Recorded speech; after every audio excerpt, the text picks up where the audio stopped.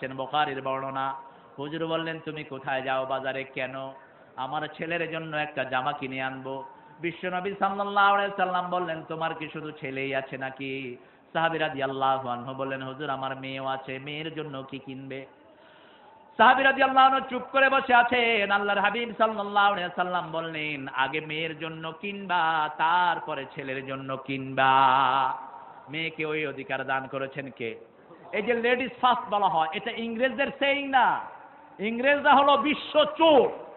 ইংরেজদের যত কৃষ্টি কালচার সব ইসলাম থেকে হাইজ্যাক করেছে। তারা বলে ওল্ড ইজ গোল্ড, বিদ্যা হলো স্বর্ণ। আর আমার ইসলাম বলেছে বিদ্যা হলো অকার। মাল্লাম ইয়ারহাম সগীরানা ওয়ালাম ইউআক্কির কাবীরানা ফালাইসা মিন্না। সাইয়েদনা ইব্রাহিম আলাইহিস সালাম দেখলেন এখান দিয়ে কিছু দাড়ি সাদা হচ্ছে। আল্লাহকে জিজ্ঞেস করলেন, মা হাদা ইয়া রাব্বি, আল্লাহ এটা কি, এটা সাদা হয় কেন? আমার বাপ হযরত তো সাদাটা হয়নি, আমার সাদা হয় কেন? আল্লাহ বলেন, হাদা ওয়াকারু, এটা তোমার সম্মান, এটা তোমার মর্যাদা, এটা তোমাকে গোল্ড বানিয়ে দিবে। সুবহানাল্লাহ বলেন। Quiet movement of the best reward of the life. Quiet movement is the best reward of the life. ইংরেজরা এই কথাটা ছড়ায়। তারা বিভিন্ন বড় বড় পোস্টার বের করে, সেখানে একটা প্রাকৃতিক সিন দিয়ে সেখানে নিচে লিখে রাখে, quiet movement best reward of the life. নীরবতা হলো জীবনের জন্য সবচেয়ে বড় উপহার।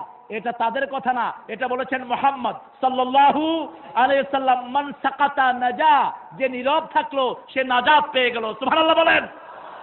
এইভাবে লেডিস ফার্স্ট এটা বলেছেন প্রথম মুহাম্মদ সাল্লাল্লাহু আলাইহি সাল্লাম।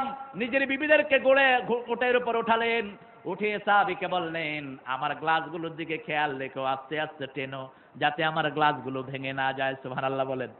গ্লাসের সাথে তুলনা